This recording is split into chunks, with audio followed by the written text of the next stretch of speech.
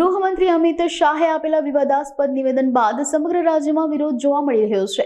તેમજ ઠેર ઠેર આવેદનપત્ર આપી ગૃહમંત્રીના રાજીનામાની માંગ કરવામાં આવી રહી છે. ત્યારે ગીર ગઢડા અને ઉનામાં સ્વયં સૈનિક દળ દ્વારા મૂળ નિવાસી સમાજના લોકોએ મોટી સંખ્યામાં જોડાઈ વિશાળ રેલી યોજી હતી. ઉના ત્રિકોણબાગ ખાતે આવેલા બાબા સાહેબ આંબેડકરની પ્રતિમાથી શરૂ કરીને બેનર, પોસ્ટર, પ્લેકાર્ડ સાથે નારા લગાવી રેલી યોજી પ્રાંત કચેરી ખાતે પહોંચી આવેદનપત્ર આપ્યું હતું. સંગઠનના માધ્યમથી અમે અહીંયા માંગણી કરવા આવીએ છીએ. અમારી માંગ એ છે કે આજે તડીપાર છે આજનો ગૃહમંત્રી, એને પદ પરથી હટાવવામાં આવે અને એના ઉપર ST એક્ટ મુજબ કાર્યવાહી કરવામાં આવે.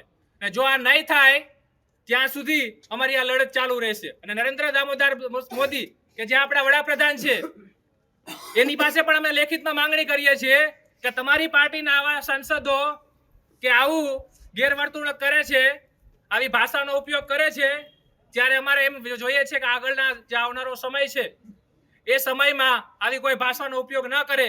અને અમારા જે મહાનાયક છે ડોક્ટર બાબા સાહેબ આંબેડકર, જો એના વિરોધમાં હવે પણ કંઈ પણ બોલાશે તો આ તો હજી માત્ર ટ્રેલર છે. હજુ આગળ અમે મોટી લડત લડશું.